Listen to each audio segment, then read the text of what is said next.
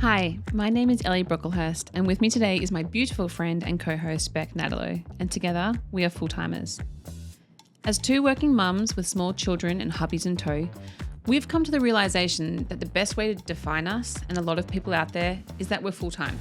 Full-time mums, full-time wives, full-time employees, friends and daughters. And with all that full-time comes with it a lot of weight, obstacles and constraints, but also a lot of great opportunities. We've been searching for some way to validate our feelings about what it takes to be a woman in today's world. So rather than continue that search, we thought, fuck it, let's start it. Welcome to the Full-Timers Club. Hi, I'm Ellie Brocklehurst. And I'm Rebecca Nadalo. And welcome to the Full-Timers Club. So this is our first episode. It's a bit exciting. It's so exciting. And I feel like it's even more exciting because I am popping your cherry. Yes, this is my first podcast ever. How's it feel? Very exciting. Yeah? Can't wait to get started. Yeah. I feel like we have so much to talk about that I think will really resonate. So I'm excited. Yeah. Ellie, how long have you been in Singapore? I'm coming up to 10 years in Singapore. Jesus. I know. 10 years. That's a lot. It is a long time. Where were you before this? So in Sydney, Yeah. Actually, interestingly, Singapore is the longest city I've ever been in for one period of time. So born and raised in Melbourne, loved it. My parents moved us to a farm, didn't love that, which was when I was 8, and ended up going to boarding school when I was 13. So I kind of moved a bit when I was younger. Did a couple of years of boarding school, which I loved, did the typical gap year, went to London for a year and then kind of settled in Sydney when I was 20. And you moved here with your husband, Will, although you weren't husband and wife then. We weren't husband and wife. He actually moved before me. So he moved about 14 months before me. We had just got together like 3 months, I think, prior to him moving here, which was devastating. Yeah. And so he moved up here. And I just remember when he moved, this fear took over me of how would I exist in this world? Because I don't think as Australians, especially not like 23 or whatever age I was, you think of Singapore as like a destination to go to for work. It's just, it wasn't ever like New York or London or Amsterdam or Paris. And I was really nervous because it was just so, it felt really foreign to me. Okay. And you got 2 kids now? 2 kids. Yeah, we got married bang smack before COVID. Yes, I remember. I went to your wedding and I vividly remember my husband was like wiping the seats down because he was like, there's this thing called COVID. And I was like, you're ridiculous. Don't be so stupid. And I think we got like one of the last flights back into Singapore before we went into lockdown. I mean, our biggest issue before that wedding was whether or not people from Hong Kong could come. Because at that point, if you remember, it was heating up, obviously, because it was so close to China. Yeah. And then we ended up going to US for our honeymoon. And just as we left LA, literally, I think we were in like the second last flight out of the country before it all locked down. So it was incredibly timely. Yeah. Yes, then we've had 2 children, a little boy, a little girl. My youngest is 11 months, so I am still what I consider postpartum. Yep. And yeah, and I've also got a 32 kilo dog, Barney. There you go. Very full house. Life's busy. It is busy. And then you obviously work in advertising. I do. Incredibly demanding industry. It is. Tell me very about your rewarding. job. So I am Chief Marketing Officer for TBWA, which is a creative agency founded and based out of US, and I look after Asia. So it is an awesome job. I love it. I'm grateful every day I go to work. I love being around incredibly creative people. I don't consider myself like necessarily creative in like the traditional sense. Like I can't draw for shit. But it is just, it's the coolest place to be. And I love that my job is to introduce this amazing world to the rest of the world, be it people who are looking to hire or clients we're trying to win. And it's awesome. I love it. So one thing that I'm massive on is women supporting women, right? And propping each other up. And so I just want to take this time to say when I first met Ellie, you were, let's say, like a publicist, right? For BBDO. We met, I don't know, 8 years ago maybe? Yeah. 8 years ago. And I remember our boss at the time was like, you need to meet this girl, Ellie. Just don't scare her away. I just want her to take the job. And when we met each other, it was like, holy shit, Kindred we're like spirits. the same person. Yeah. But Ellie, I have watched you go from, doing like a pretty standard job, I would say, Yeah. but something that you always felt like you could do much bigger things, but I don't think anyone ever gave you the opportunity, and you tried to carve that out for yourself at many places. And I think it wasn't until we worked together at the next place that you had this amazing boss called Annette, who we'll talk about later, who kind of just saw this potential in you, and you have just gone from like strength to strength to the point where I think you describe yourself as like a trailing spouse. And I'm so proud to see that you're now like kicking ass and probably the breadwinner of the family. And sorry, Will. And like absolutely killing it in your career at a very young age. So I just want to say that because I think you're fucking amazing. Oh, that's awesome. Thank you. Yeah. It's making me emotional. It's sorry, I didn't mean to do that. It has not been an easy path. And I think you're so right in the women propping up women, because we have so many obstacles that are in our way that's both either biological or situational, be it having children and the clock that's, never ending, that tick you always hear, or they're just being, particularly in our industry for a very long time, this kind of male dominance. And it's really hard. So it means a lot that you recognize that, because it's been a slog. Well, but enough about me. Let's talk about you. How long have you been in Singapore for? I'm also 10 years. Isn't that crazy? Crazy. It has absolutely flown by, and I feel like the only marker for time in Singapore is rent renewal. And that's when you're like, oh my God, I can't believe how long I've been here. But I have been away from home, I think it's about 17 or 18 years. So I was born in Perth, then I went to Melbourne, then New York, now Singapore. Husband, 3-year-old. Yeah. What made you want to leave Perth?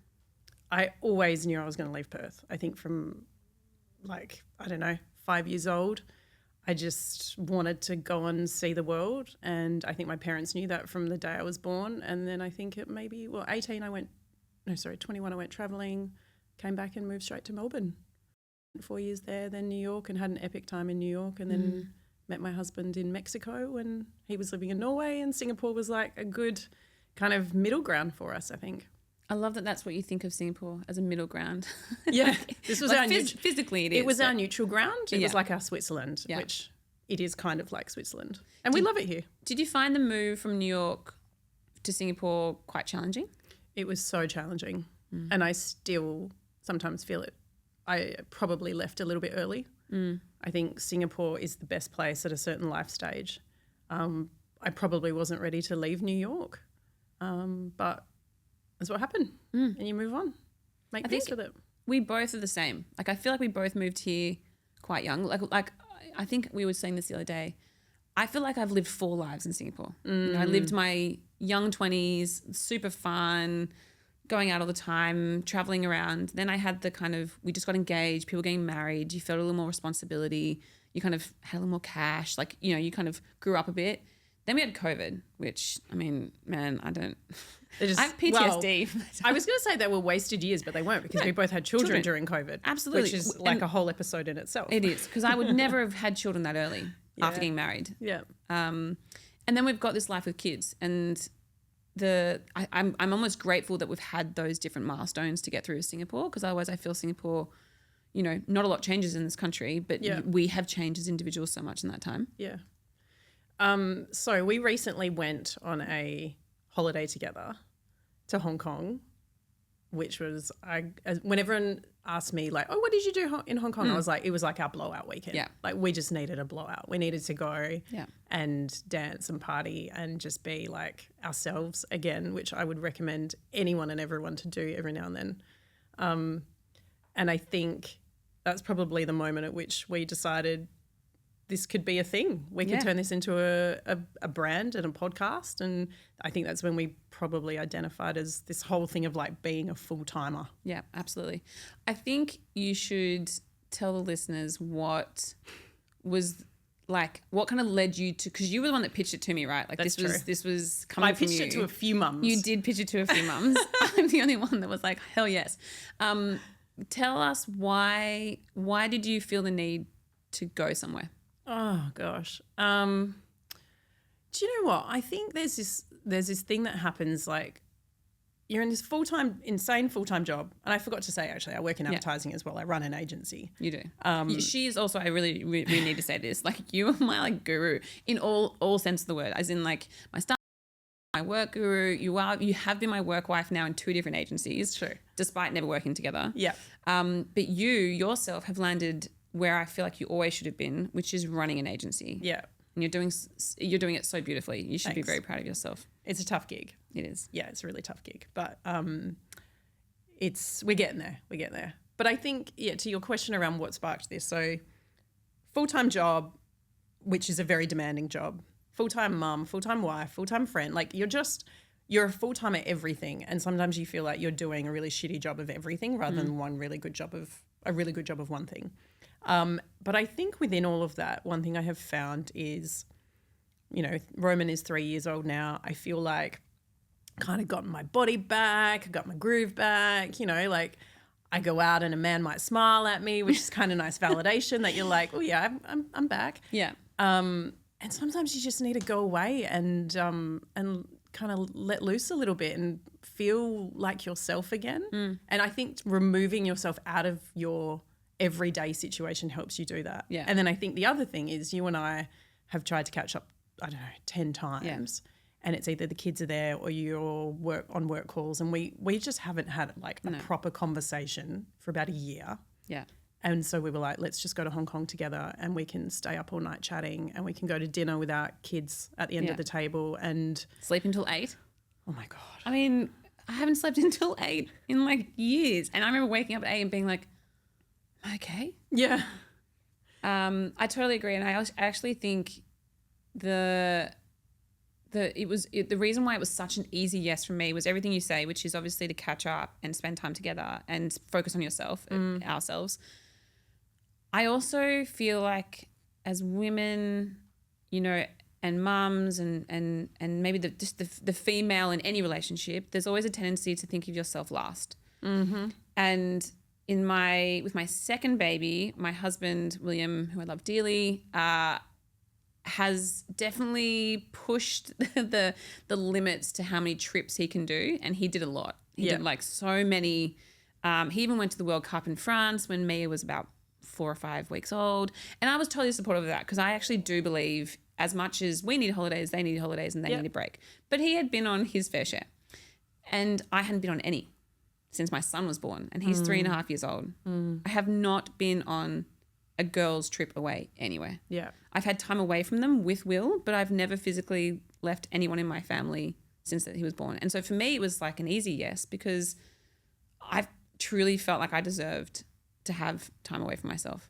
Yeah, and I think it's easy to put yourself last, right? Because your kids need you. So that's like priority number 1. But then work needs you, and particularly when you're in I would say like a service-based industry like advertising where you're beck and call of clients and your staff needs you. Yeah. And your husband needs you, your family needs you, everyone needs you. And so it is so easy to put yourself last and be like, okay, I'm going to just get everything else done. And then, when is the time for yourself? And we don't get a huge amount. I would say we get more of that in Singapore because we have wonderful people who help us at home. But like I said, you kind of need to remove yourself from your everyday and go to either another country or, a hotel or whatever it might be, whatever's, whatever your opportunity is to get away so that you can genuinely be yourself without any distractions. And it was awesome. I came back from that. I mean, I came back from that feeling like, okay, cool. I think I might be ready for a second baby now. Yeah, like which is I needed crazy that. I really needed you that. going into that was not, that was, I remember saying to Will, not that I knew this weekend was this opportunity, but I remember saying like, I did feel like you were quite hesitant, and we will discuss this in another episode because I think there's a lot to unpack when we talk about introducing kind of new members into our family. But I do think that it really helps when you're around other people who are in the same life stage of, where we're at, right? Yeah. Like we're both full-time workers. We both live overseas. We both have children. And I think I draw my confidence often from seeing other mothers who are working and who have other kids. And I went out for a lunch on Saturday and I was with a friend who's had 3 kids. And I was like, you look amazing. And she's super happy. She works. They're building a house in Australia. I mean, they are about to move home, but it just made me realize I think we've got this real fear of trying to have it all or trying to do it all. And sometimes just being around other like-minded people really helps, which is what we hope this podcast is, right? Like it is to give people the confidence and happiness around trying to do many different things, because being full-time, whatever you identify as your full-time, if you're a full-time mum, you're a full-time wife, whatever it is you are, there is a space for you here, because we just want this to be a celebration of who you are and who you choose to be. Yeah, also because women are fucking amazing. Amazing. Like, honest, you just talk about person with 3 children, and I would say I love being a mum, but I have really struggled with just one, and the thought of 2 terrifies me. The thought of 3 petrifies me. I don't know how some women do it. Like, it's just, you know, I've got a friend Pip who's got 3. She works in private equity, and I'm constantly just like, how do you do this? Women are amazing. And I think to your point, like, this isn't just for mums. This is for any woman who's a full-timer at 10,000 different things in their lives. And I think we've talked about, this is not a podcast where we're going to talk about weaning and baby stuff and like, you know, and not because there's anything wrong with that, but because we're not the experts, and there are so many amazing women who I have listened to who can do that, you know, much better job of that than we can. But this is really to celebrate full-timer women and talk about, I think, all the challenges that come with that and the journey that you go through. And, you know, one of the episodes I can't wait to get talking about, 2 of them, is getting made redundant, particularly when you're an expat in another country. Your, as you said, your job or your visa depends on your job. Yeah. And then also the tension of being an expat and being away from home and being away from your family and the guilt that comes with that and everything else. So I can't wait to talk about those 2 episodes a bit later on. So to sum it all up, what is it that you hope our listeners will take away from our conversations? I mean, look, I kind of see full-timers as, like, as soon as you said this to me, I was like, oh my God, that is so what I identify as, because I don't think I can ever narrow myself into one thing. Like I'm part this, part that, you know, like you're a full-timer at everything. And when you said it to me, I felt really seen and heard, and I was like, yes, that is something I would put on the back of my phone, or I would wear a T-shirt that said, I'm a full-timer. Like, and don't you also think the reason why it really resonated with me as well was it's so easily relatable. Like you would see that on someone and instantly be like, I get that. Yeah. And you don't have to ask them what they are. Yeah. But you just fully respect the fact that you're like, you got to go. Yeah, totally. And I think recognizing that, celebrating it, and then hopefully at some point talking about or talking to some of the other amazing full-timer women that inspire us or teach us. You know, I can't wait to get some guests onto the show, talk about our finances and getting all that into gear. Like there's so much to talk about. And I hope that this just becomes a community of full-timers who, you know, maybe we can even get together and go on a girls trip somewhere and we can have dinners and we can support each other and celebrate each other like women should. Yeah, absolutely. That sums up our first episode. I am Ellie. I'm Bec. And this is the Full Timers Club.